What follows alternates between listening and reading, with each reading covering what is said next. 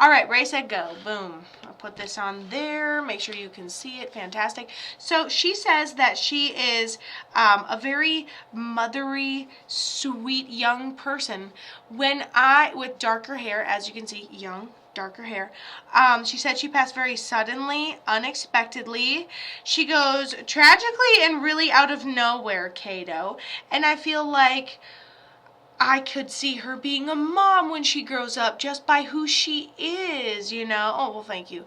And I feel like I could see her being a mom when she grows up. And I'm just like, what happened? So I'm like, then there's this, she's sweet, and then it's like this life thing, or it's like, she kind of makes me feel like,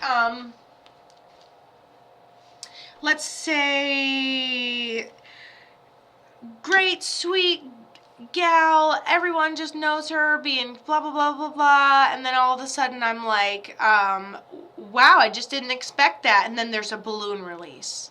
You know, it's almost something, let's break it down, something tragic happens to somebody so sweet in the community, nobody really expected it, then we all get together as a community to celebrate her memory, and she recognizes that. Oh, and then she says that she passed, okay, and then she goes, she's my mom, and so I'm like, and then I could see like her, okay, hold on.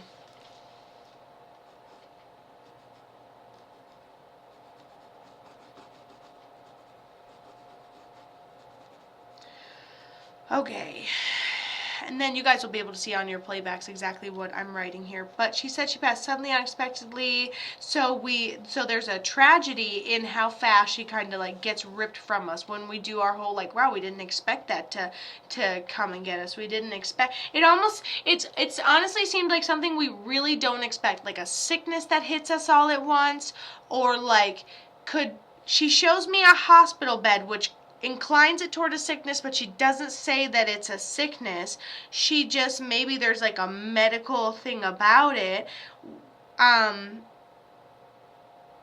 It would have to come abruptly and all at once and feel like we got her ripped from us because of this. So this could be car accident, but it feels more of like get sick out of nowhere. I can't tell which direction of tragic it is, because it's like not necessarily didn't get a chance to say goodbye, but didn't, it wasn't good enough type of thing.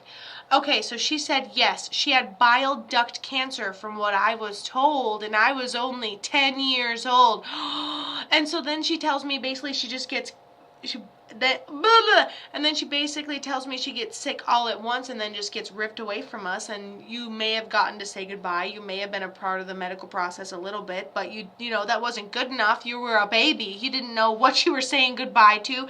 And so yeah, and then the medical thing where she's laying down, and then she could have showed me that she declined medically gradually, but I think it hit her really big. Like one day it was this symptom, one day it was this symptom, 13 days later, boom, gone. And yeah, being younger, past before our time. Also, you losing her at an incredibly young age. That is a very difficult thing, losing your mom at the age of 10. My goodness. Then you have to like help yourself navigate. And so, also amazing how she talked about, when I was looking at her, I'm like, I can almost imagine the mother that you were. I can almost imagine who you were supposed to be. And this is your mom that you lost when you were 10. If you wouldn't have lost your mom, what kind of mom would she be, right? She didn't expect to go either. And she said she was very loved, and she was memorialized very well. She gives me a sign and symbol that like something was made, like a memory bear, or something was made out of her clothes, or there's some sort of blanket. I feel like maybe we have something like patched together out of her belongings in order to honor her memory. And then she also said she left behind some sort of jewelry. And then something makes me feel like, hey, if you ever want to take this jewelry and maybe like alter it or do something different with it in honor of her memory, that's okay too. And then my left ear, it just started going ring and ringing. Now listen, Ashley, I know this is a lot, but I have a little more time, so I'm going to squeeze this in here. You have a male over there on the other side that tells me that oh wait, hold on. My sister started to make something out of her clothing but never finished it.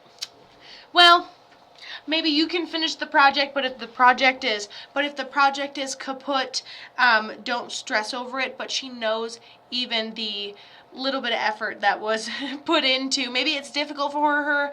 We all start our projects and things that we're passionate about we start and stop them for all different reasons, right? But she knows of it. She's watching the project come along, even if it takes a long time, no matter who finishes it.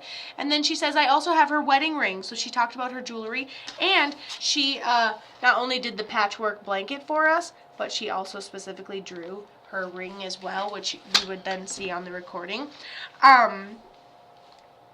Okay, and then one more thing I was going to say was that you have this male over there on the other side, and he goes like this. It looks like, when someone's pretending to go into a basement and you can see him disappear down the imaginary steps. So he gives me that sign symbol, which means he medically deteriorates, and then he points to his legs and feet.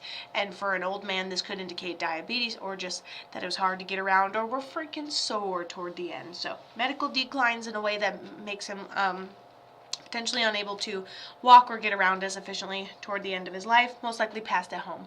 So that's that person I have on the other side for you, and thank you.